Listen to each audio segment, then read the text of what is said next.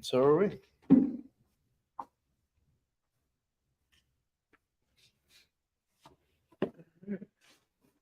Look at this, 2 nights in a row.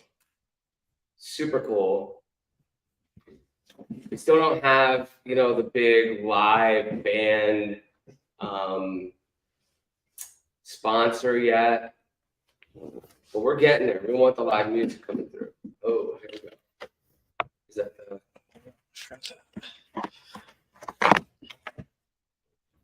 If you could get a live band, what would you get? I don't know if we're even allowed to talk about it. Open up this.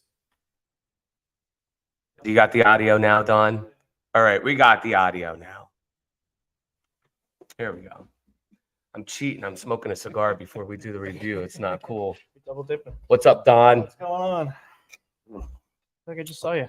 We've been working on this review for quite some time, trying to get my cousin, Councilman Vincent Polizzi, on the show for so long, and he's finally on. And listen, just like my dad, when we had my dad on, we did not hold back, Vince. I hope you're ready for this because we have some real important city issues to discuss.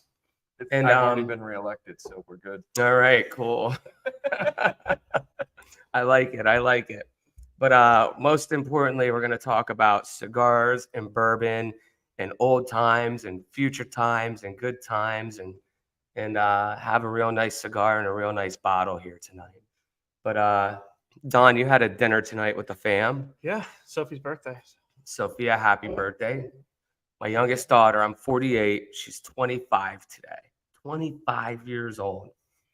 I'm almost 50, y'all. It's crazy. Yeah, that is crazy. Mm-hmm. To think that your youngest you had when you were 23. Yeah. That's kind of crazy to think about, too. That is crazy to think about, dude. The year 2000, Olivia was born. Sophia was 1999. Sabrina was 96. And Kaylin was 92. Yeah. So they're spread out 8 years apart. So Kaylin's 31 now. It's crazy. Yep. Unbelievable. Olivia is going to be 25 when she gets married, and I'm going to be 50. She's going to be half my age the day she gets married. How wild is that? Yeah. Councilman Polizzi. This is going to be fun. I'm really glad that you made it, too. Were you even opposed at all by anybody? No, I didn't think so. Nobody can take you on, dude. You're a bull. I try to be. I think there's some people out there, but you're never gonna make everybody happy. True that. One of the best things I remember I ever heard was Ted Nugent, and he once said that if you live your life without pissing a few people off, you're doing it wrong. So no doubt. My dad lived the same way at the county. If all those county employees thought he was, God Almighty at all the meetings, he would have given them everything, and he wasn't there for us. You're there for us. He was there for us, and we need people to be upset at you, dude. That's it. We've had odds on some of the shit that you've done too. We have. And I've told you like it was. No, too. and believe me, I love the feedback. I appreciate it. Yeah. And you got to be real, and you got to be straight up with people. True story. Think about it. If everybody always had the same opinion and the same viewpoint, how would we ever fix anything that's wrong? And how would we ever actually progress as a society? True story. Especially as a small middle-class city such as Williamsport. You know what the funniest thing is? All my friends out in California, listen, they're like, why doesn't everybody live in Williamsport? It's so cheap out there, right? And there's a lot of ways to answer that question, but why don't we leave Williamsport? Because it is cheap. It's prosperous. It does what it needs to do where we're at in location. It's a great town. I'm not suggesting that all these California people come and flood Williamsport, Pennsylvania, but the few that we know, we're okay with them. We're okay. We'd love to have them here. It's funny. Is my wife and I were just talking about Williamsport and how amazing our location is. And when you think about Williamsport, obviously the birthplace of Little League World Series, we get great exposure for a couple weeks out of the year for that. But you're right in the middle of it all. And when I say the middle of it all, you're 3 hours or less. Pittsburgh, Erie, Philadelphia, Washington, D.C., New York, Buffalo. New York City, Baltimore. Exactly. We're right in the middle of it all. Mhm. So, I mean, and this is such a beautiful area. We're tucked in this valley. Mhm. We've got the river coming through. Yeah, It's just it's 20 minutes to outdoor rec, whatever you like to do, it's there. yeah. It's beautiful. Yeah. Absolutely beautiful. Mhm. Our cabin, we're right on a creek, Mhm. and it's trout run, trout fishing. You are minutes away from just the mountains, the hiking, the fishing, the hunting, downtown social life. You know, Scranton's right around the corner too. We got a lot of big things out there. Mhm. But I mean, I think Williamsport's growing, and it's gonna be something special. It already is. It always has been. All right, Don, I'm gonna put this out. I'm gonna let this burn out because we have our own thing. But why don't we show this bottle up here? I'll get it. Okay, so we've got the Calumet Farm Small Batch. So it's a blend of 15-year and 8-year Kentucky Straight. Blended comes in at what, 86 proof? 86 proof. Yeah. So kind of a cool distillery named after Calumet Farm, the horse racing capital, pretty much. Like it's one of the greatest horse farms of all time. Like 2 Triple Crown winners and a whole bunch of other Derby winners and stuff. Right in Bowling Green. Straight out of Kentucky. Unlike yesterday, I messed that one Yeah, up. like Texas weed. Texas Speaking of- bourbon. Real quick, do you guys know that this year they're running Belmont? So when we talk about horse racing, they're running Belmont up at Saratoga Springs this year. They're doing construction on Belmont track. Mm-hmm. And that's your second home, isn't it? We love going up there. Yeah, They're we- really nice. we've already got the Airbnb, and I'm waiting for the tickets to go on sale. Nice. That's awesome. You could do them all this year. You could get down to Baltimore's not far, right? That's Preakness. I wish, but it is so expensive. Yeah. It is so, I mean, literally so expensive when you go up to Saratoga just for like the Travers Day, which is their biggest race, or the Whitney, which is their second biggest race. It's a lot of fun. They have such an amazing downtown. But the moment that word got out that Belmont was going to be going up there, the bed and breakfast we usually stay in for like your 1-bedroom bed and breakfast, it's about $400 a night, give or take. The moment that it got out Belmont was going to be there, it went to $3,700 a night. What? Yes, $3,700 Just during per the night, just during the race, or just for the race, Okay. for that long weekend. yeah. So needless to say, we You're are not not staying staying there. there this year. Did No, they book it yet? no. No. Did they book Belmont? Did they book the inn for Belmont yet? Oh, Okay. is it sold out? Yeah. I have no idea, but I mean, the would bed not and be breakfast that surprised. you I go bet to. it is. Yeah, I Yeah. don't know because we didn't even attempt to get a room there. When we looked and saw $3,700 a night, I went Crazy. No. I mean, that's the spirit of, you know, Supply and demand. supply and demand. Yeah. The laissez-faire And economy. everything that we're about. So we are gonna throw one thing out there. We do have one great sponsor, New Trail, and we're drinking crisp lager as Yeah. always on the show. Yeah. So we are now. Cheers, guys. Cheers. Cheers. Salud. Salud. So now, Dawn, I guess we can get these glasses over here for us, and you can pop that cork in the microphone. Yesterday's pop so That nice. was a good one. It was a great I one. think I almost broke this one just now. So this is an 86 proof. Yep. Kind of low. Thank you. Mhm. What was yesterday's? 91, right? 91. We always have our water with us, hydrating, making sure we're not overdoing it, managing drinking responsibly.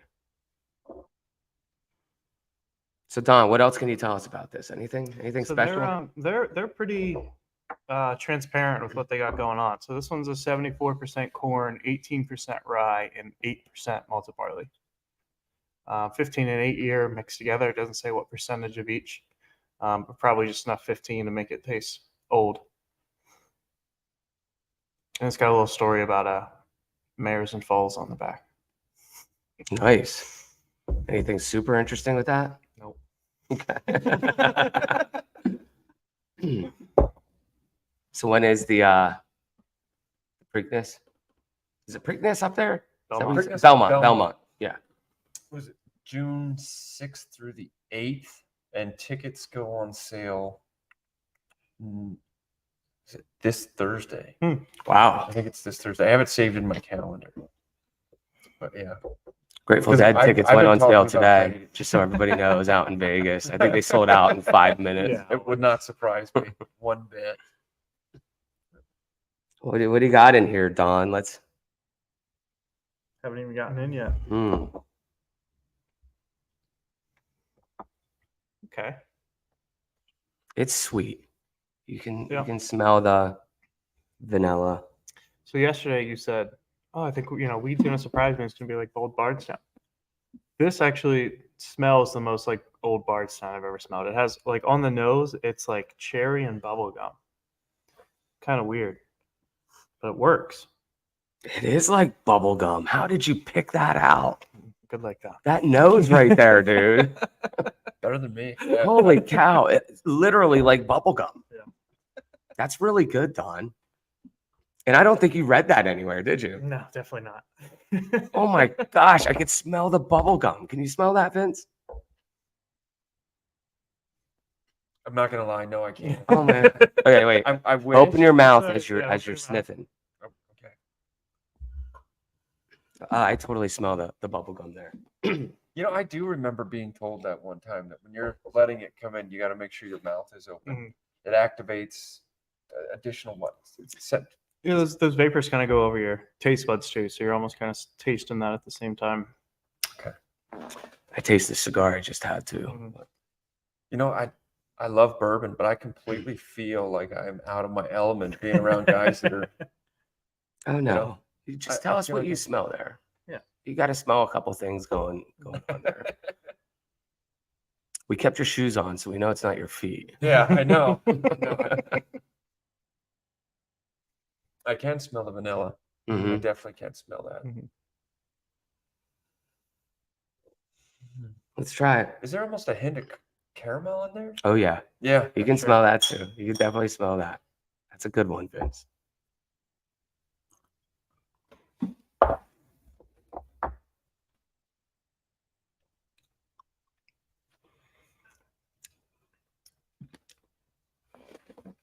Okay. It came off kind of hard, right? Yeah. But then it just totally smoothed out. But right the first initial bam, it was like in your face, almost like, well, I don't want to say scotch, but it definitely had a very pungent taste that went totally smooth as soon as it got to the back. Mhm. This is interesting. It's really complex and it's 86 proof. A lot of profile. It's got so much going on. Like I'm still tasting the bubble gum right up front. I'm tasting the kind of bourbon oak that you get out of like an astringent Russian Imperial stout, like a really oily stout that's been in a bourbon barrel for a while. Kind of gets this astringent oak character, and it's kind of there almost at the end. And I think you can taste more corn than normal, like sweet corn or something. Obviously, you're always going to taste corn out of bourbon. Like that's what it's mostly made out of. But this just feels like more grainy. You know, it's funny you mentioned the oak because as soon as it got back at the end of my palate, it hit me. I'm sitting there going, I can actually taste the oak in this. This is going to rate pretty high Mm. for an 86 proof. For sure. This is a real nice bourbon. This is one that's always on the shelf at fine wine, and I think I really just walk past it most of the time. But I don't think I've had it before. Yeah, I think I picked this one up at the store here in Williamsport. several months ago, actually. Mhm. I mean, I haven't really paid much attention to it since then, Mhm. but I saw it. I picked it up for the review. So it's definitely going to be going on the shelf too at the bar. Yeah, they put out some older expressions too. There's a 8, 10, 15, and I think 16 or 18 was the last one. People definitely go for those pretty quickly, but I think this one's around and it's really good. What do you think, Vince? I mean, compared to other bourbons that you've had, and I know you've been dabbling in some bourbons and cigars lately. So A little bit, but nothing with the expertise of you guys. But no, I we're just really along like for this. the ride. That's all. Like you said, this has got a really complex flavor for being an 86 proof. I like it a lot, actually. And you know what? I too have walked right by this bottle several times and never really gave it a good thought. And it just goes to show you never know what's on the shelf in front of you. No doubt. We're gonna drink them all. Well, I think so many people get caught up in, the image of what is a good bourbon? Well, a good bourbon, so many people just recognize good bourbon and mistake it for what it really is, which is just good marketing, right? To where there's a lot other really good bourbons out there that they don't even know about. For sure. Yeah, So some of tonight, the best ones are just terrible labels. Go ahead. agreed. You know what's interesting? The marketing on every bourbon. Like yesterday was weed, right? And we focused a little bit on, weed and the weed in a bottle and just the play it has with society decriminalizing and legalizing marijuana today, right? So you look at that bottle, and for months I just walked right by it. And then I was like, you know what? We got to do this one. Like, why are we not reviewing this unrecognized brand? Which, by the way, Holly Valentine, I still haven't heard from you. Vince, if you go to weedsellers.com, which is their website on every one of their bottles, they lost their website. And Holly Valentine, her OnlyFans page, bam, right there with the website. So you go to their website and it goes right to Holly Valentine. They didn't fix it yet. I don't know what they're waiting for. I didn't get calls from anybody yet. I'm waiting for Holly to be like, yo, I want to be on the show. Right. And we're gonna do Weed Sellers when she's on here. We're gonna do their number 2 batch or something. For all I know, she bought every domain that expires. So maybe there's other stuff we can. It's not on Trifecta yet, I'll tell you that. So I apologize for asking, but I'm laughing at the situation. But can you explain to me who is Holly Valentine? We'll talk about that later. Okay. We don't know. She's just the person that hijacked weedsellers.com. Oh, okay. Gotcha. Yeah, All but right. she's got a lot of followers. She definitely, has some racy content on there. Like she seems like an all-American girl. Gotcha. Yeah. That seems like a very way. And I say racy, not racist, right? No, Let's I make that gotcha. clear. Yeah. Right? Yeah. Racy. I think she'd fit well on the show. Don't know her. Anyway, I was going somewhere with all this. What was the beginning statement that I was doing? I don't even know. Marketing. No, we were talking about marketing. Marketing. So weed has good marketing. I got to tell you, I'm not sold on this marketing with the label, with everything else, but their bourbon's outstanding. I think they need to, and they have a couple different bottles that they came out with, and all the labels are very similar, just different colors. Yeah, there's only one that's different. There's an 8-year, and what I think is more like of an upscale bottle. It's one of those squat ones, which is kind of like gold lettering on the glass, and that looks a little bit more high end to me, but it's their lower end product. So kind of interesting. But this, it's like a complicated label with a horse farm drawing on the front. Sometimes less is more, For sure. But you like this when you start really looking at what it is. There's a lot of information on the label. I like that too. Yeah. A lot of them don't have enough. Weed Sellers, for example. It really didn't say a whole lot, but they're from Texas, so it's not really Kentucky. It's a contract brand. All right. So Vince, him and his wife, Selena, definitely the better half, Selena, for sure, 1000%. You're welcome, Selena. Not going to argue. And She can't. she elevated Vince's everything. The day they met, it was great. And Vince and I used to hang out, run around. We went to a couple festivals together. Took my daughters to a couple festivals. At the time, I had 2 vehicles, and we all just split up and we crashed in the vehicles, and it was a good time. And I don't know, were you there? You weren't there with Ziggy Marley, were you? When Ziggy Marley was at the festival and You're talking about we Bears all hung Picnic? out. No, I'm talking about the New York Harvest Fest. No, You were at Bears Picnic. Bears a couple Picnic of them. with Dark Star Orchestra. Yeah. Jerry Garcia Band. There's a couple others. Yeah. It's been a while, so my memory's a little hazy on that night. Yeah, but that was a good time. Yeah, It was a great awesome. time. And Vince and I are cousins. Him and his wife Selena just bought labels by Polizzi, which is unbelievable. And I never really, like, when your grandmother owned it, I never really did any business there or anything. And you bought it, and like just taking it to the next level that you guys do. And he does all the labels for Don for New Trail. Sure does. Don does all the marketing and puts everything together, and it's beautiful. And Vince comes in and he does the labels. He bought this new piece of equipment earlier this year, or late last year. Yeah. And it runs so many perfect labels. It's awesome. Thank you. Yeah, we try. Definitely. It's well, first off, you are absolutely right. My wife is definitely the better half. No doubt. You know how you can look at a couple and you sit there and go, right off the bat, you go, yep, that one's settled.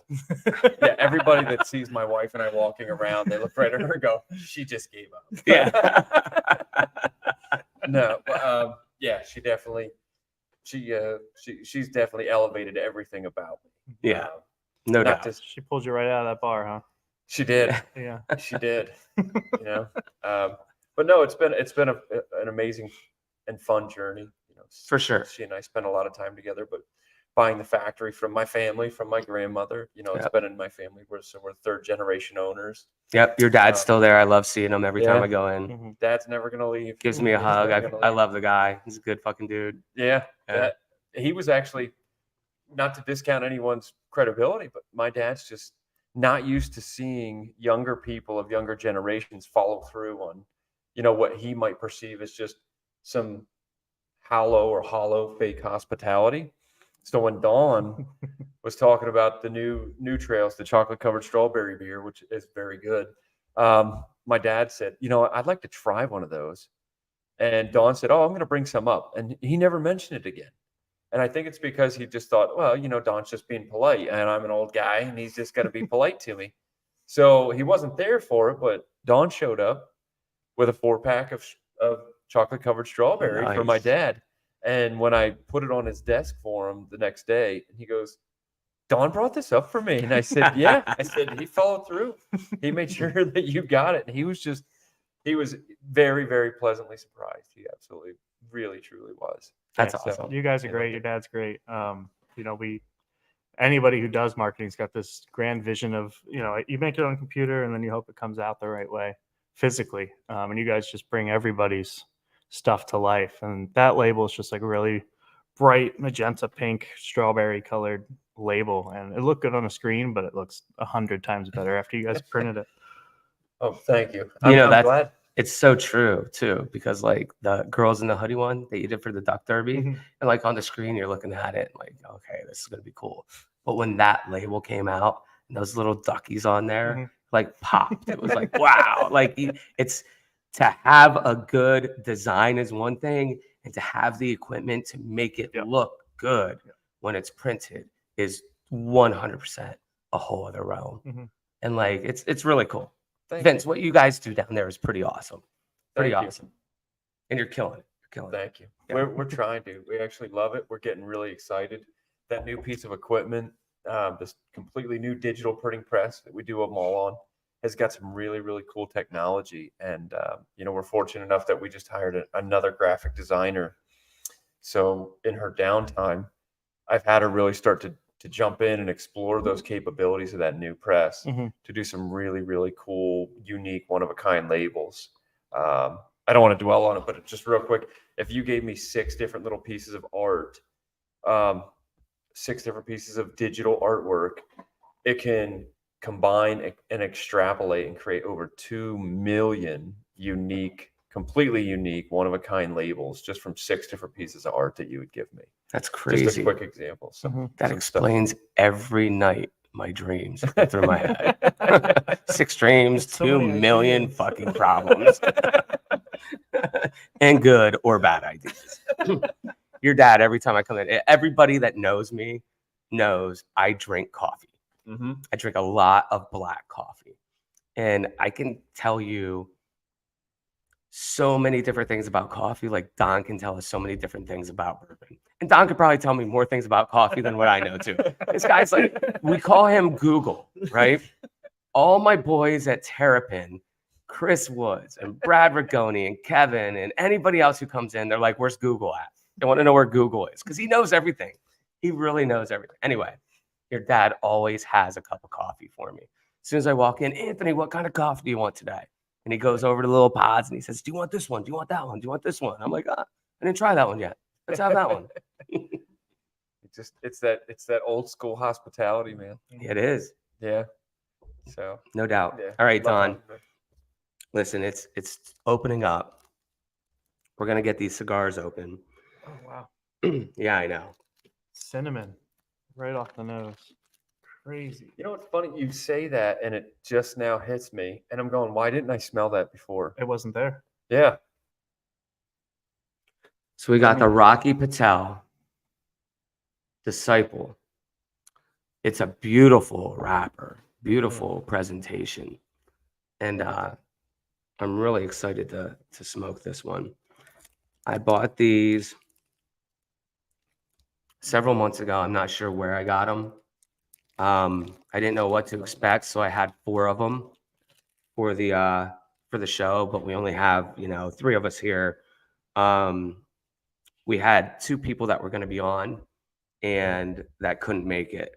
And Chevy Troutman, who, by the way, the city has a sidewalk sports hall of fame now. And Chevy Troutman was recently inducted and has a plaque on the sidewalks down by the movie theater? Is that where it's his? Downtown. Yeah. Yeah. And rightfully so too. The kid can play basketball like a mofo. He was was he professional in the US? I don't think he made it to the pros, but he made it to the pros in Japan, and that's where he made out very well. And I think he's still playing a little bit and everything else, but I wish he was here to tell us. He'll be here next time. Yeah, it was pretty cool. Unfortunately, I was at the ceremony. Well, at least where they announced it. It was the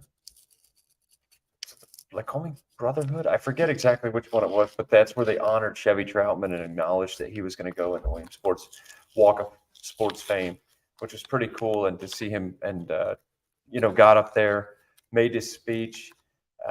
His family was all there in support of him, and it was a pretty emotional time. Yeah. To know that your love of a sport like that and just how much good and positivity it can bring to the community. So it was a really cool time. He's a great dude too. He's whenever he lives in Pittsburgh, he just recently bought a big building down on 4th Street in Newbury in the city, and he's renovating that down by Dr. Eshelman's old office.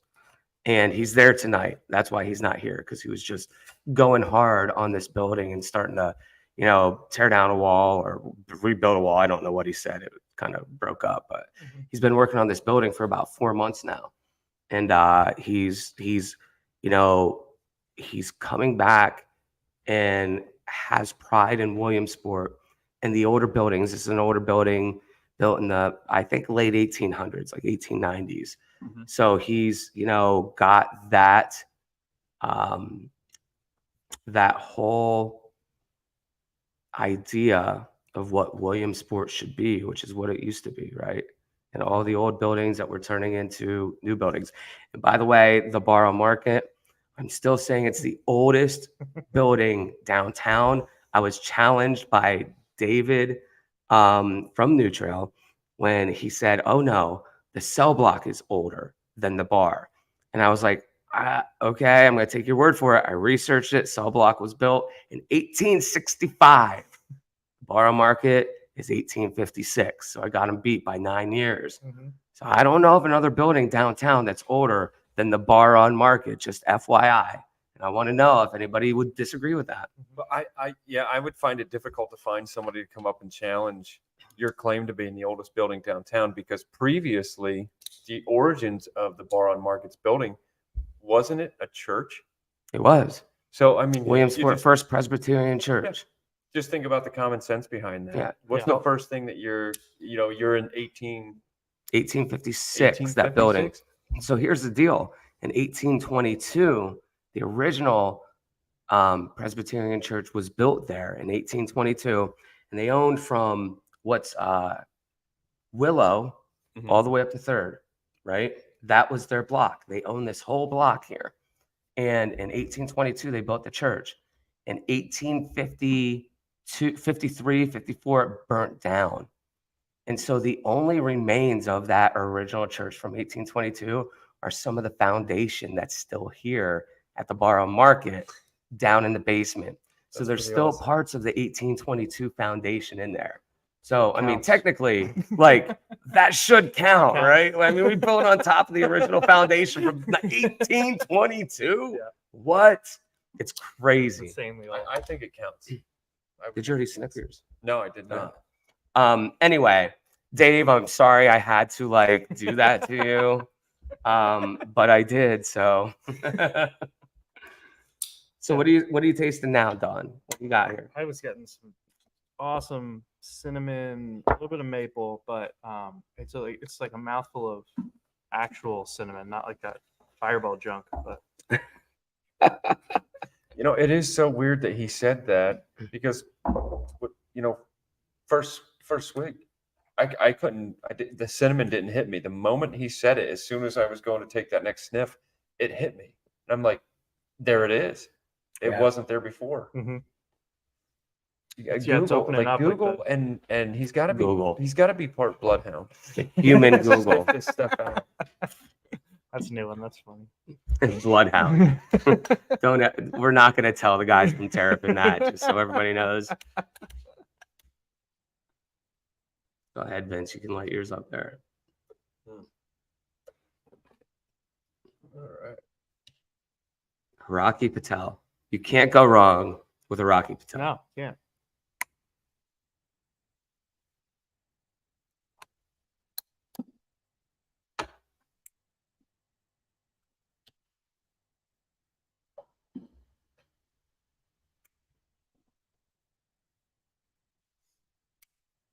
Oh, that's good.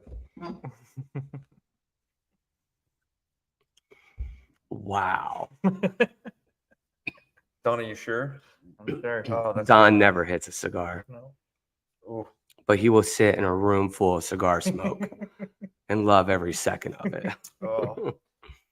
This is a real nice stick. I really like it. I'm definitely gonna have to make sure I save this. Yeah, save that collar. That's a good one. So it's a dark cigar. It's robust, but it's so light and airy almost. You're not hitting a real hard, harsh cigar. Like it's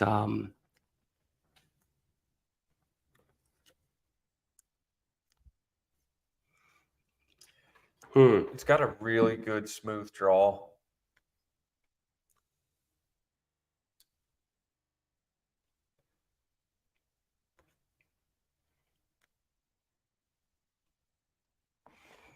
I'm always at a loss of words for real good cigars, right? Like, this is a real good cigar. And you're definitely tasting some sweet, earthy notes. And I can't quite put my finger on what it is. But holy cow. What do you taste on there, Vince?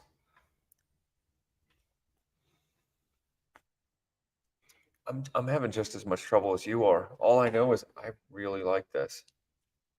It is. It's so smooth. Like you said, it's a dark cigar, but it's so light. It's almost completely contradictory because it is dark, but it's Like the it's light at the Guinness same of time. cigars. Yeah. It's kind of coming back with the nutty, like almost almond, pecan, sweeter type nut is what I'm getting off of it. It smells light. Yeah. There was one time we gave Anthony a little bit of shit because he said a cigar tasted like cotton, like a cotton t-shirt. This kind of smells like cotton. And I'm not gonna lie, I didn't want to say it. Can I just I ask a saw quick it on your question? mind. How do you know what a cotton t-shirt tastes like to make that observation? That was the question, but Yeah. you know damn well you've been sucking on your shirt since you were fucking 7 years old too. So don't give me shit about it. No, but now listen, come back, Vince, and taste right now. Right? You taste hazelnut. That's what I taste. Taste the taste in your mouth after smoking them. I can. I actually, to me, I do. Walnut is more what's coming out. Walnut, Maybe hazelnut, like yeah. if you crack open a walnut and you just pull it right out of the shell and throw a walnut in your mouth, that's what I'm getting. Yeah. It's a real nice, sweet, nutty flavor to this cigar. And I don't care what anybody says, dude. They know what they're doing when they make cigars, and they know what they're doing when they make this bourbon. Yes, they do. And they know the nodes that are going in. And this one right here, it's nutty as This a is good. as an MF, you know. This is really good. Now with the bourbon though, I'm interested. Like I can't wait to see how much of that, you know, nuttiness it brings out in the bourbon too. Oh my. Wait till you try it, Vince. This is good stuff. Oh wow, vanilla immediately. A big mouth, just a vanilla, just like that. This is a great pairing too. Yeah, for me, it's bringing out those fruit skins like back up. Not as much the bubble gum, a little bit, but the cherry skins, and it's holding cinnamon. And then there's something new in there. It's called walnuts. It might be walnut. Are you getting the maple on the back end too? After the bourbon, and you take a puff of that cigar, after you get all the smoke out, there's a residual maple that I'm getting. Are you getting that too? Yeah, there's definitely a maple caramel. Man, I'm still going to hazelnut. Like I taste hazelnut all the way on the back end. And maybe you're talking maple. Like I'm getting hazelnut. Maybe it's that like you take the brown sugar and maple syrup and hazelnut and mix it all together and kind of get a screwball. Like I don't know. But like I'm tasting hazelnut all the way. Yeah, I was getting like not so much baking spice, like allspice and stuff, but like pie, like cherry cinnamon pie. And there's some nuttiness going on in there. Yeah, for sure. For sure. I mean, you're gonna have to pass that bottle back. I was just suggest that myself. So Vince, you know, we've been open at the Sidebar for quite some time now. Well, since July, August, I think we really kicked it off. And we've had a lot of Thanks, Don. You're welcome. councilmen. The mayor was here. I love the mayor. You know, Derek, I know there's always going to be, you know, the Democrat, Republican, riff, everything else. But man, I'll tell you what, I think he's all into the city. He always shows up for a attends business when you got something everything big going on. that anybody asks him to. He does. And I'm a good supporter. I'm a huge supporter of Derek. I just don't understand why the city did a couple things that they did this year, last year, year before. But I'll tell you what, the one thing that Don and I noticed, and Don and I travel a lot together. Now, obviously, him and Sabrina, my next oldest daughter, are house owners to the house behind us. Definitely someday, hopefully, going to be married as Amber and I. And anyway, we travel a lot. So we see a lot of things. We see a lot of cities. We see a lot of towns that do so much to make sure that small business succeeds. And any business in a downtown, and especially a downtown as small as us. You look at State College and you look at all the buildings they have, 1, 2 restaurants by like 3 buildings in a row, and the city works with them to make it all be one in uniform and everything else. And I feel like, and I'm not trying to throw anybody under the bus, but we need more of that from council. We need the ability for council to say, you know what, it makes sense to do this, to do it safely, but to do this and find a solution. My dad's favorite quote was, be part of the solution, right? Like that. Be part of the solution.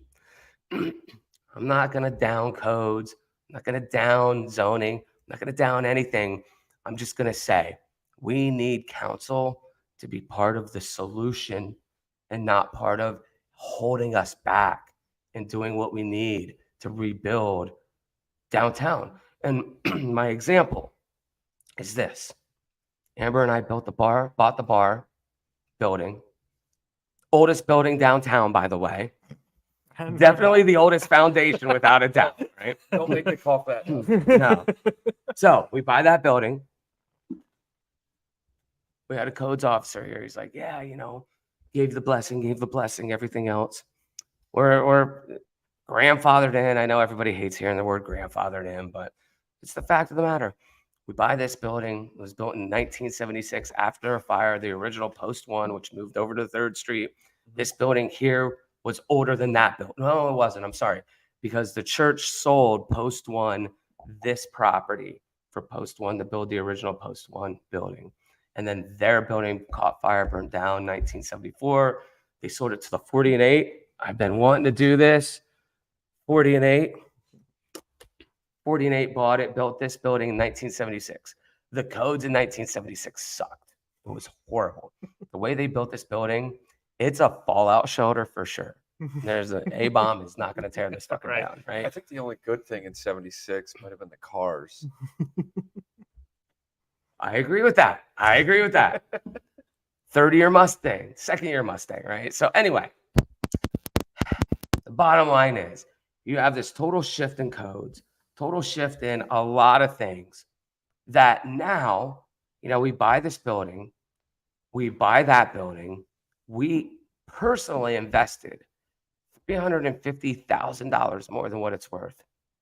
And yet we still can't open up to its full capacity, to the full everything, because it needs $1.1 million more to get it to what it's going to take it to be at today's standards. And they don't want to accept that anything is grandfathered in because it's a new owner now. That's bullshit, dude. Like, I feel that you still have to identify the building was built in 1976, and we have a new set of codes. And there's no way to make up the difference of value versus what you have to do to bring it to total code compliance today. Mhm. And what's the solution? Grants, for one. I was get it. just actually about to say that is that we need to, I think that you definitely need to make a path forward for people like that are in your situation that are trying to bring back, trying to provide, your business provides actually and brings back to the tax base. You're providing a service here. You're making personal investment into the building yourself, not just this one, but the other, the secondary building. And yeah, the only realistic path forward is assistance. In this case, assistance by grant funding. And a lot of people don't know much about grant funding. because there's not much information out there to the general public about grants and about the various grants that there are, and there's so many different grants that all, and they have different, they're built for different reasons, they're created for different purposes, but also the ease of filling out a grant application. You've been through that process. Grant applications It's not easy. they are not easy at all. I'm looking right at the camera, which, by the way, I don't know. I've been trying to inadvertently flex, the lighting's not really good.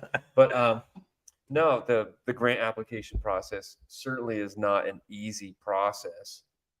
And I think that it would be great to have more availability to those grants, and actually maybe put some literature out there to make it easier for the everyday business owner that is, busting their butt, coming in at 8 a.m, working till 10:30 at night, doing it day in, day out, 6-7 days a week.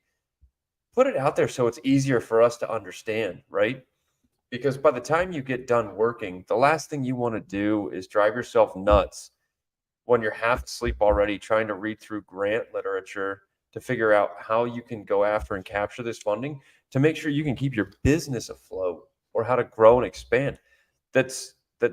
Grants definitely are the number one way to do that. Yeah. I completely agree with you, Anthony. No doubt. And I hope, that the state understands and sees, like, there's a couple big grants out there, which I have applied for, that of as well.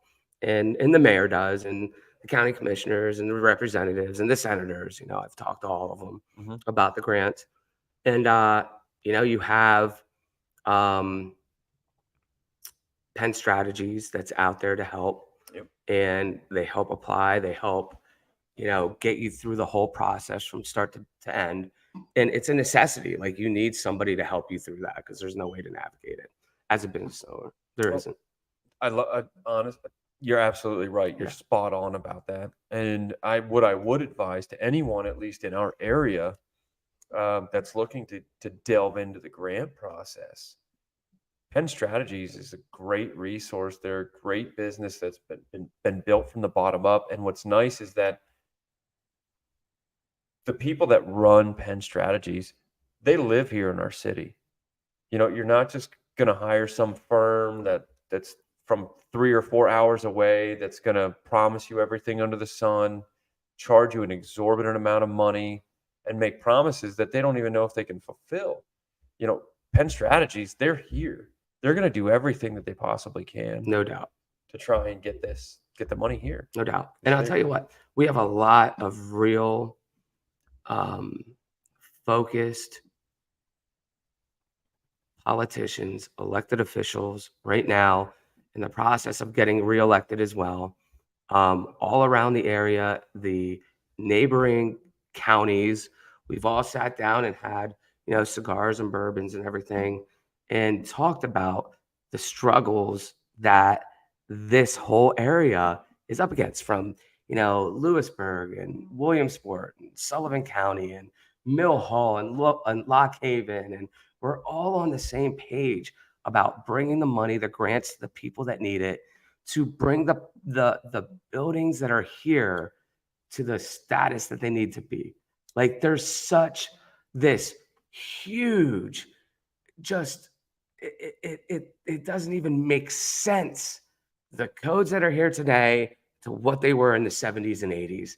And like, there's this disparity, and there's no value to make what is today like logical or even worth doing. Like $1.1 million to get one building up to today's code standard, that isn't worth any more than $600,000. Mm-hmm. It's crazy, the disparity, right? And we need help. The other thing I'm going to say, there's a lot of gray areas in the Boca Code that is up for interpretation. We need to make sure that the cities, not Williamsport alone, State College, Wilkes-Barre, Lewisburg, all those little cities, are making sure that the codes departments understand. You need the ambiguity of the code to go in favor of small business. That's it. Like, there should be nothing more said. If there's ambiguity, if there's a gray area, why are you not going to go in favor of small business? That's crazy to me. I completely understand where you're at.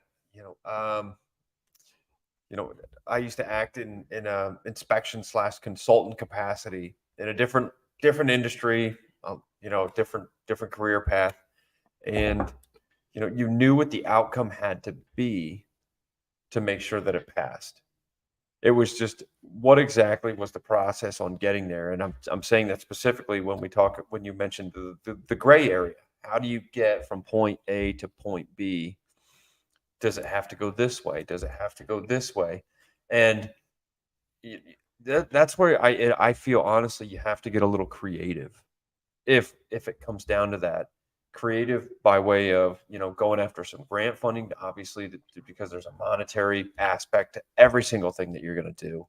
But you got to make that dollar stretch as far as you possibly can, especially in today's economy, where the modern house, the normal everyday household right now, that dollar has lost 30% of its purchasing power, right? Especially so now when you're a business, you really have to make sure that goes as far as it possibly can.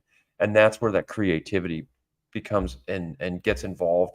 And you really want to make sure that you guys are both on the same team, the small business owners and the agents of the governing body, governing department, whatever it needs to be, is that it's not us versus you versus them, whatever. It's us all working together, to come together and create that. And like you said, be part of the solution. Part of the solution. We need solutions.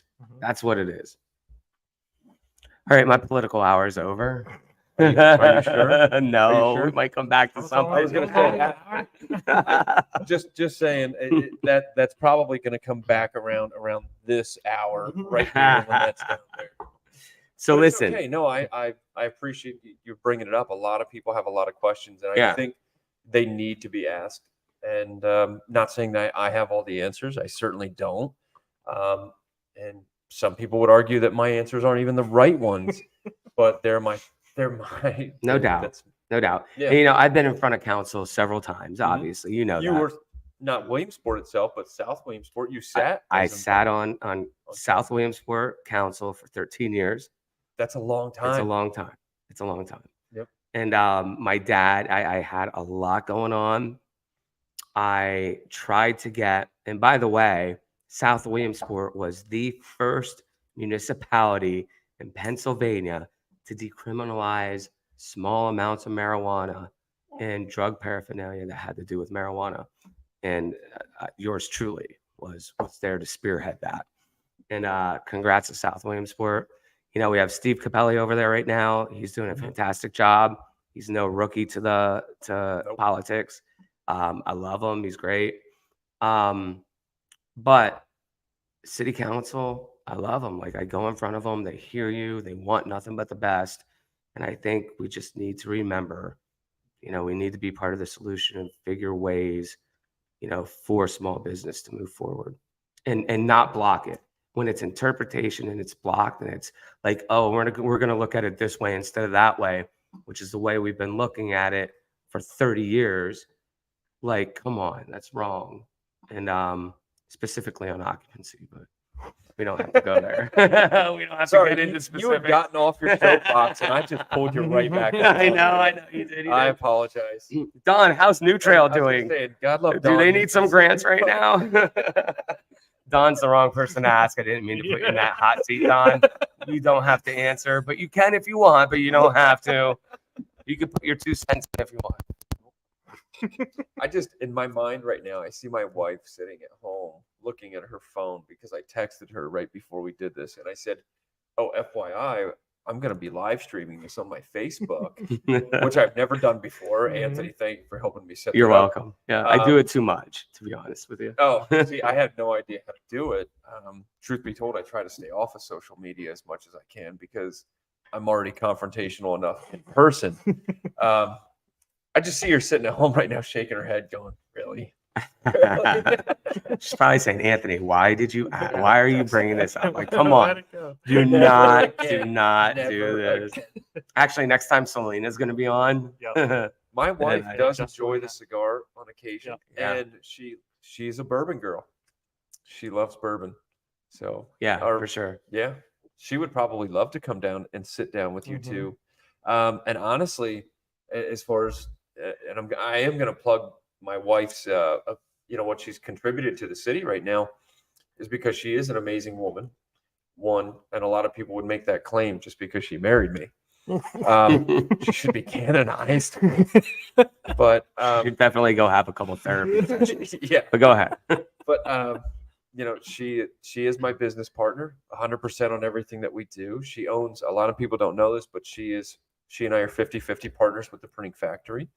Then we have a small real estate business that we also do. She works so hard. She also, on top of all of that, she's a real estate agent. So she's always helping everybody else out with their real estate issues. On top of that, she manages our real estate. So she's always talking with the tenants. She's helping to schedule things with whoever, whatever maintenance needs to be done. But she also serves on the board of Preservation Williamsport. As we're talking about these old buildings here, Mm-hmm. she serves on the board of the LEDF, which the acronym is for the Lycoming Economic Development Foundation. And within that, she chairs one of the grant committees. Yeah,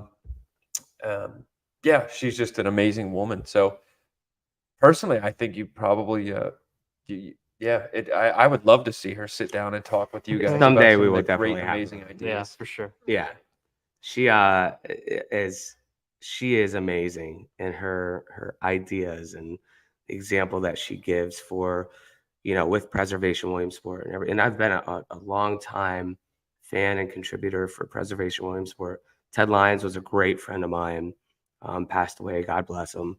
And he, brought me into Preservation Williamsport. And back then, our town 2010, who redid a bunch of houses, built new houses for, people that needed had families and needed, they had low income, they had income, they were working hard, and they got a brand new house for dirt cheap because people want people to succeed in Williamsport and to have a nice house and rejuvenate all these areas. And Dave Abernathy used to say the concentration of poverty is what makes a town just downfall, and like that concentration is focused in one area Mhm. and it keeps on growing, so that area grows bigger. Mhm. And you want to disperse poverty. You don't want a concentration of Mhm. poverty, and the way to do that is to start these programs and building these new houses within those areas and getting those areas a little more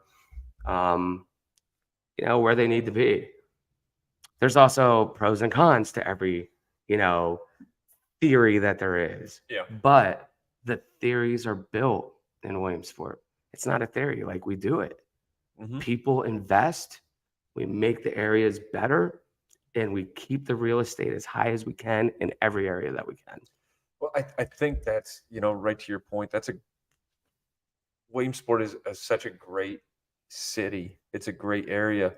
Earlier when you made the comment about it's not about whether there's a D next to your name or an R next to your name in our politics here.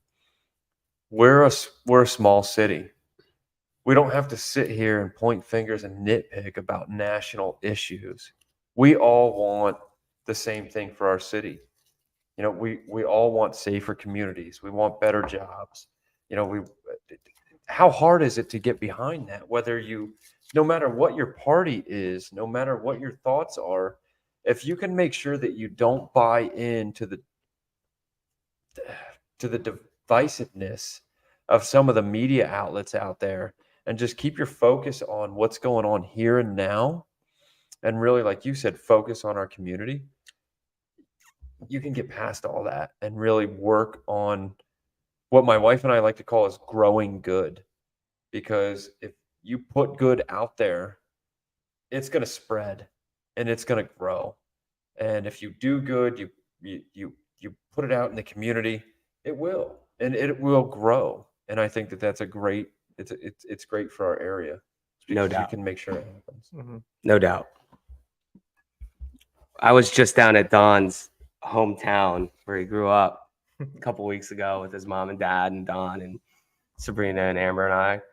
And you grew up in a real small community, Don. Yes.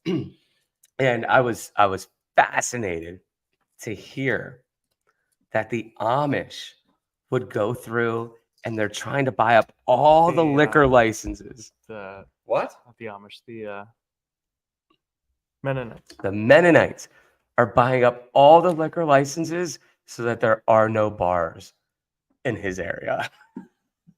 I was. Are you serious? It was crazy. Our school district has 4 bars, and 2 of them are brand new. and one of the new ones is operating on a brewery license, which they cannot buy up all of them because they're not limited. Like the R license. R licenses, Right. Yeah. But it's a fascinating. And listen, I was the first one to say, Vince, you know this, Don, you know this. You have to protect your investments. And like the Mennonites' investment is their religion. It's their temperance, everything, right? And they're doing it. They're buying it up to protect it. We protect our investments, our real estate, business, all the businesses. Like you are responsible for your business. It's a true story. The Mennonites are responsible for their religion, right? Although I don't agree with them buying up, business like that. Anyway, so now this has opened up a lot, right? What do we got here, Don? Oh, you definitely smell a lot of like a cherry. I smell some cherry in there. Yeah, it's really mellowed out at this point. The spice, I think, I took a little sip earlier. The spice, it's taken more of a backseat. Yeah. Like I said, that I don't know if it's the cigar paired with it, but it's that vanilla. As soon as it hits my mouth, I can feel my tongue salivating with that vanilla coming right through.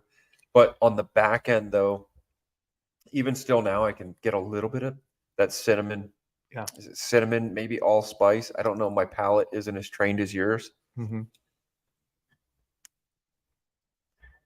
It's I good. definitely like it. And I am really happy that you guys reached out to me about this because they have been trying to do this for quite some time. They've been trying to, tell them we need to get together. We need to do this, whether it's for the podcast, whether it's not, just getting together, spending some quality time together and hanging out. And if I have to plan it, I look at my calendar and I go, God, it's never going to happen. Never. But it was so awesome because you just texted me out of nowhere last night. And I was like, well, let me look and see what I'm doing Monday night. And it worked out. This is awesome. Yeah, it is pretty awesome. Well, I don't even somebody care. likes to work all night and all Saturday, so it's difficult. Yeah. To get you. I don't even care. I have to be up at 4:00 in the morning to be into work at 5 to go work on fixing a piece of equipment. So I will apologize ahead of time to my warehouse and maintenance manager. I'll hold whatever I need to hold, but don't expect a whole lot more from me at this point in time. There's not too many people that work. I'm gonna say it, and I don't mean to say it like, big head or anything else, but like I work a lot. I work a lot. And everything I do it revolves around this is work, right? Like this is promoting what we have up and coming with the cigar lounge, everything else, right? I do that to promote, cigars, the investment.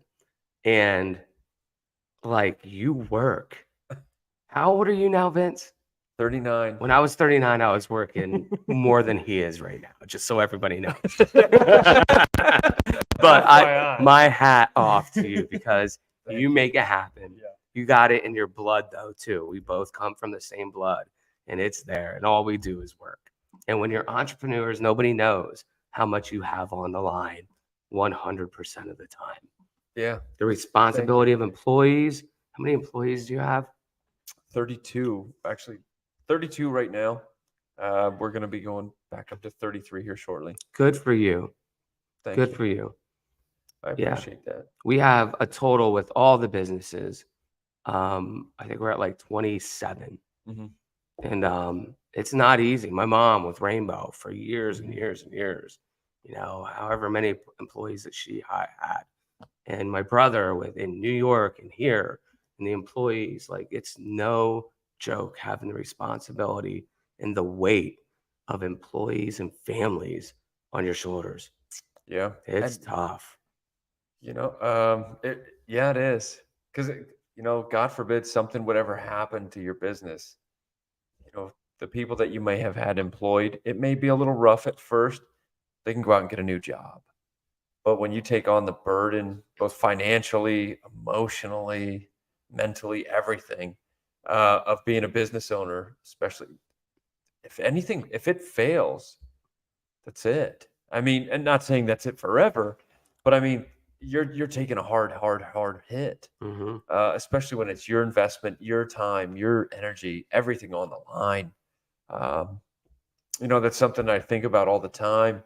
And when we talk about being entrepreneurs, you know, you got to think about too being an entrepreneur, how to take what you already have that's pre-existing and continue to evolve it and stay at the forefront, stay creative, right? Especially Right. Dawn, being director of marketing with New Trail, all these micro brews popping up all over the place. You guys are correct me if I'm wrong. I don't want to put any wrong information out there, but you are currently the fourth fastest growing regional brewery now in the country. Yeah, tax numbers for 2023 will come back soon, so we'll know what that is. But 2 years ago we were number one, and last year we were number 6 for growth rate.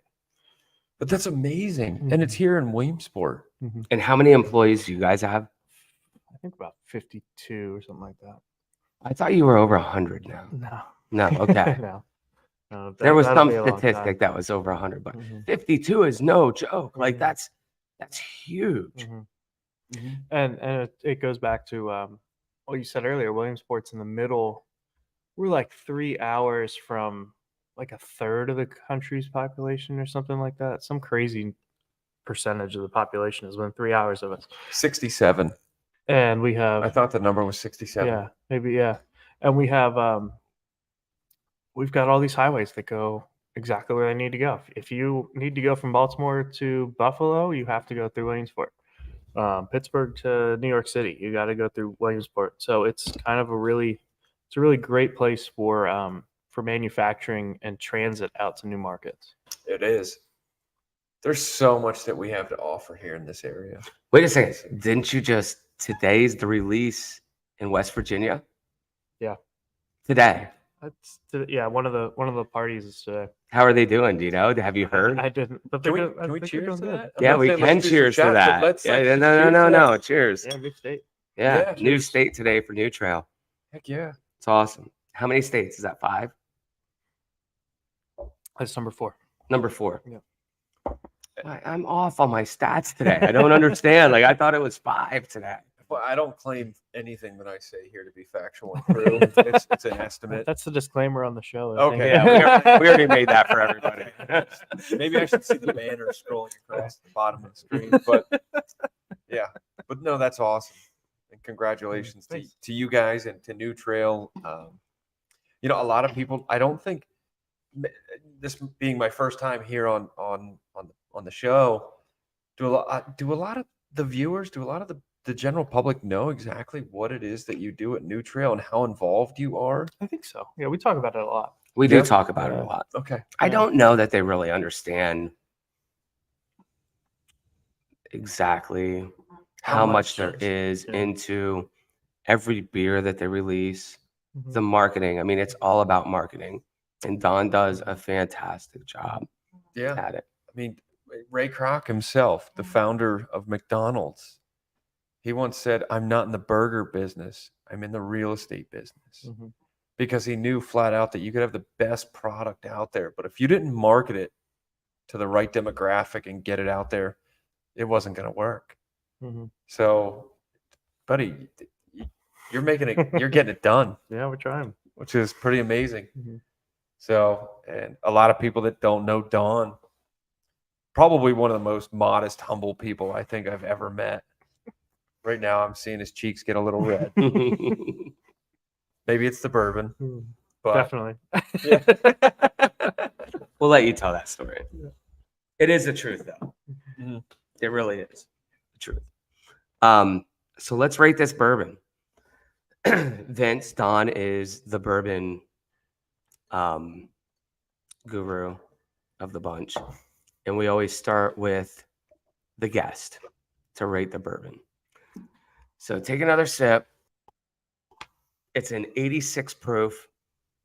We usually have, I don't have my book. I don't know where it is in the move and everything, I but was thinking about that today. yeah. So we have a book that we keep for the different proofs and, you know, the different ratings with them. We don't see too many 86 proofs on the show. So this is probably the second, I'd say, Yeah, around we did 86. we did a Basil Hayden for Mookie and Jules, who aren't bourbon drinkers, but that was more of a low, 80 proof introduction. We've had, Buffalo Trace at 90 and 91 last night, but really Yeah. nothing else in the 80s. Yeah, no doubt. So what's the scale? What's the rating scale? So out of 10, you can use as many decimal points as you want. 0 obviously being the worst, 10 being the best. Mhm. Correct. And there's no 10s. And decimal points we usually use on like 420. So I'm not a connoisseur.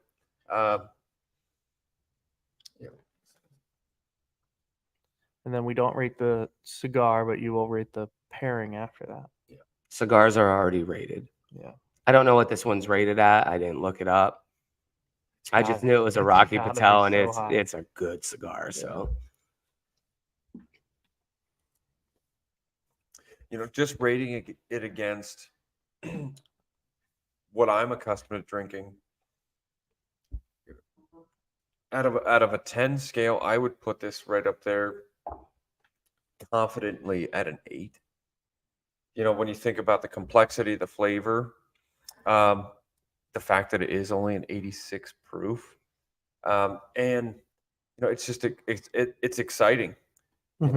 You're getting a little bit something different throughout the entire course That's a good word. of the drink.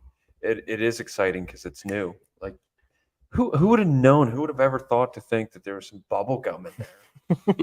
You're going from bubble gum to allspice to maple to cinnamon. I mean, it's exciting. Mm-hmm. So I would give it a confident 8. If I have to throw a decimal in there, it'd be on the higher side of 8.5, probably near like an 8. we need a decimal like that. Then. Okay, I would give you an 8.7. So I would agree with everything you said, and especially with the bubble gum right off the bat. Like, oh, wow.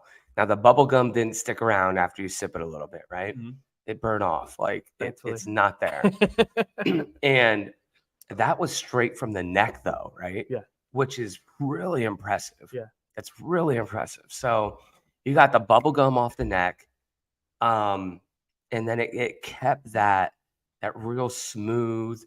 And when you're talking about an 86, you would expect it, but you don't expect the complexity.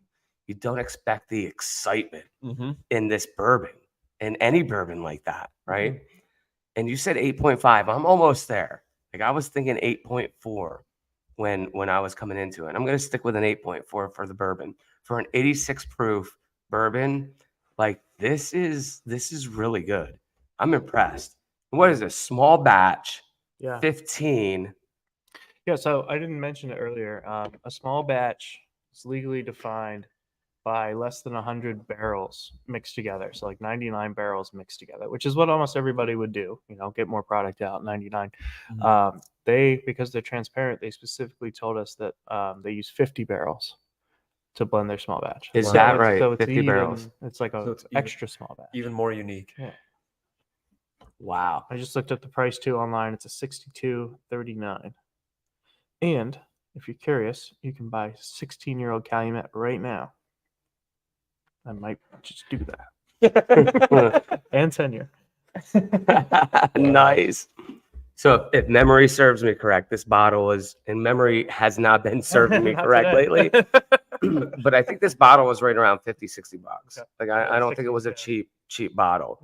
But well worth it for an 86. I'll Mhm. tell you that right now, right? Yeah, I mean, geez, there's not even a handful of 86 proofs that you would spend $60 on. This was definitely a gamble. Yeah, for sure. What are you gonna rate this at, Don? I'm so Man, curious to this one. I'm impressed with this. It is exciting every Do time you you go wait? in. Sorry, I don't mean to cut you off, Yeah. but do you think they took a big pouch of big league chew and just threw it in the fucking barrel? Then it wouldn't be bourbon. Then they couldn't call it bourbon. They had to. They took the aluminum foil and put it on the side of the barrel or something. I don't know what they did, but This is fun. Like you could, if you're doing this in a blind taste test, you're like, did I grab the right glass? Because it is swinging all across the field every time you go in for a new sip. big league chew, baby. Yeah. Trying to do a baseball thing. You did. You succeeded. You succeeded. It's fun. It's exciting. It's unique as hell. The bubble gum is really neat. Price point's a little high, proof's a little low. But I think I'm going to give it an 8.6 for the My for the man. My man. Vince nailed it with an 8.5 average. I just like to know that my assessment was somewhat close to connoisseurs here. Dude, this So- is a great, but and I'll tell you, I'm pleasantly surprised. I did not expect us to go where we went with this bourbon. Mhm. Now we have to do the pairing.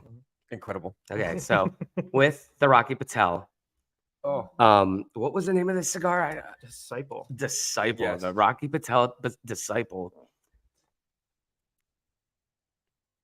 It's a good pairing, oh, and we rate the pairing the same way. well, We don't rate the cigar. no, We rate the the pairing. cigar's already rated. It's a very, very good cigar. Yeah. The cigar brought out a lot more.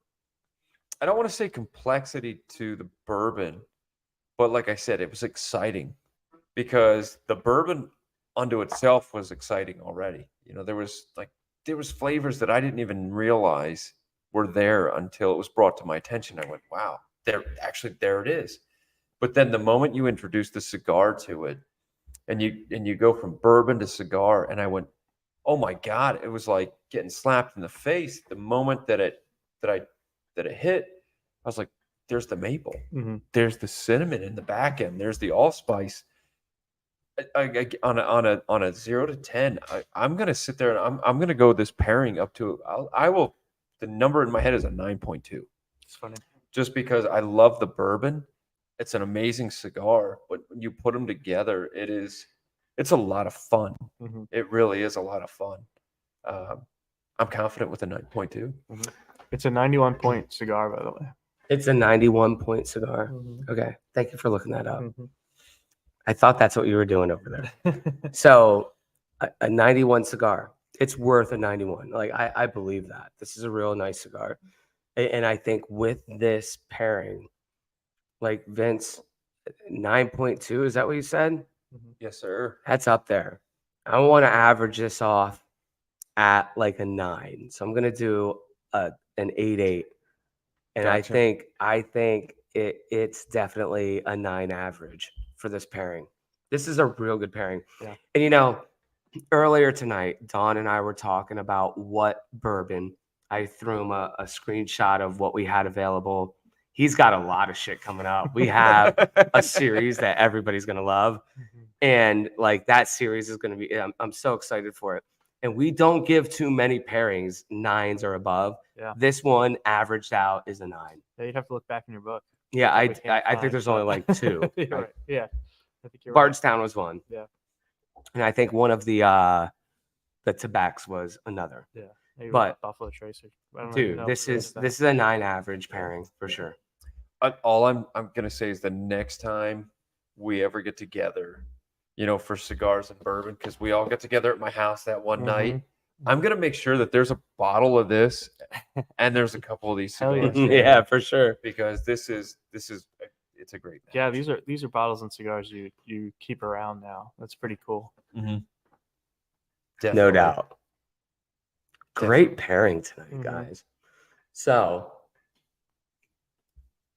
I want to say so much more tonight, but I think we got to wrap this up. I don't know how long it's been, but it's probably been about an hour, I'd say, which is what we like to keep them at. Gotcha. Vince, I love you. I'm glad you're on the show. Thank you. Yeah, finally.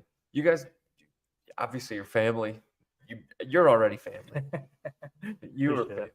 I love both you guys. Love you, Vince. Thank you so much for having me on.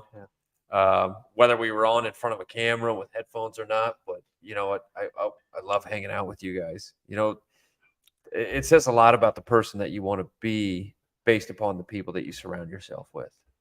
So, this is such a great time. I've totally enjoyed it. Like I said, I know I got to be up at 4:00 in the morning, but I don't care. It's worth every single minute of it. It's worth every single sip of it. You guys are awesome. So thank you so much. So there's one more thing we have to add, right? Yeah. After this, I don't know what. we're gonna hit the buttons. We're gonna stop everything. But Vince brought his pool cues tonight, and we're gonna shoot pool on the 1908 custom-made Brunswick pool table. Excuse me. So, quick story: back in 1907, the consistory of the Masonic Temple ordered When was 5. that? What's that? When was that built?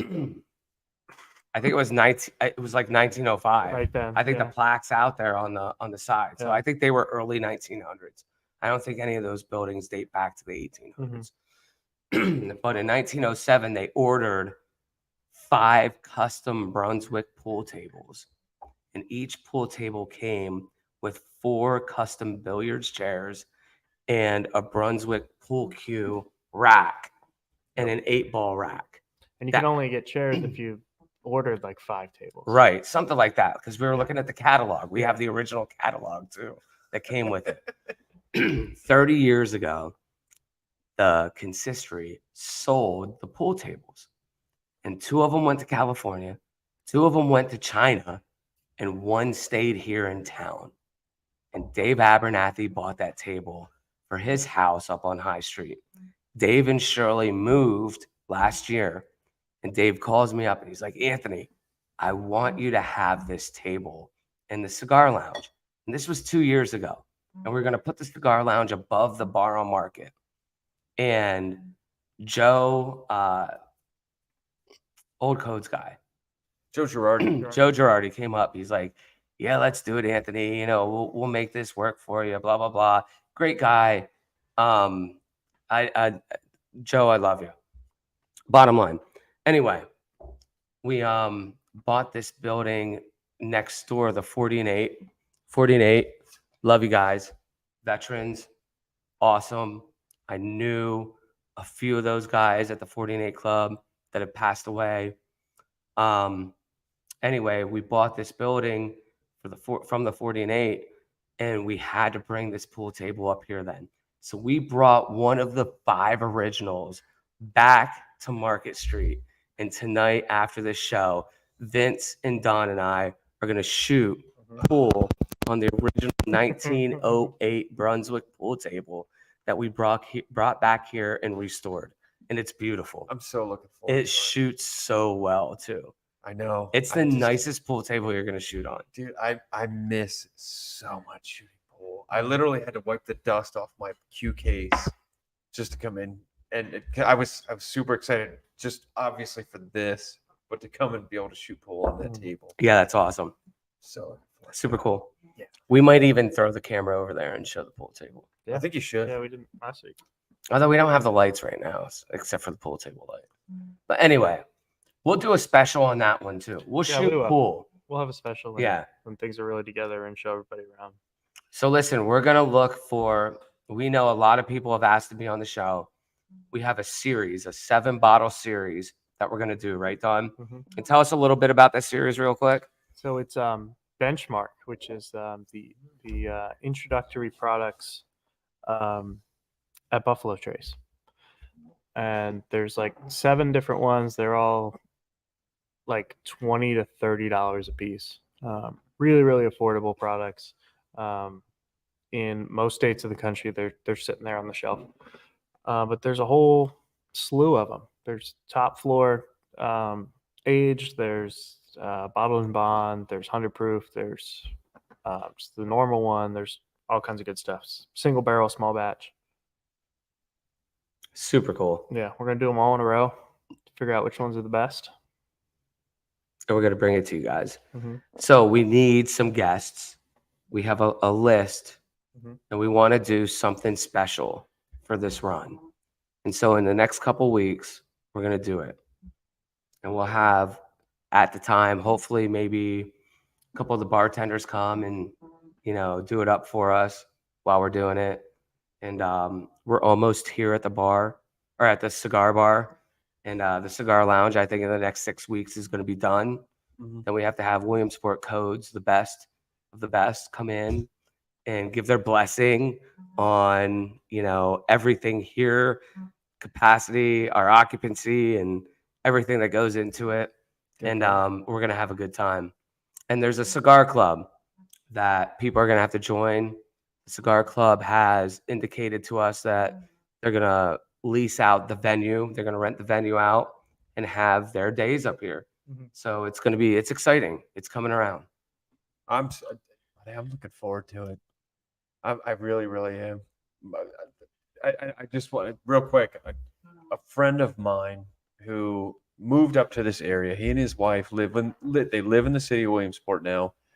He's running one of the businesses here, but he is from down south, to where he grew up next to the Buffalo Trace Distillery.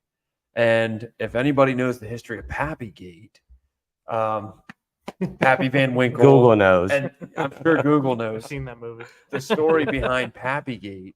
And anybody that doesn't know it, look up the Kurtzingers, and the infamy kind of, even though they were never, it was never, it didn't turn out to be them, but he knew the Kurtzinger family. Mhm. So as you're talking about, Buffalo Trace, you're talking about awesome bourbons. This is definitely somebody that I want to get in touch with you guys, because he has got so Very many cool. awesome, great. I think you need to stories, be on the show with bourbon-oriented. him Yeah. for the benchmark series. Oh, I would love to come back if Let's you would do have it. me. So I will make sure he's here. Yeah, I will definitely make sure That's we cool. get him here. That's super cool.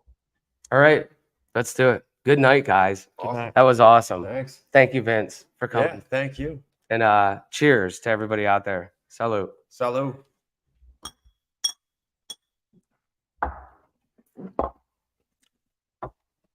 This concludes our regular program. Scheduled. Yeah, scheduled program. Scheduled program. Thank you.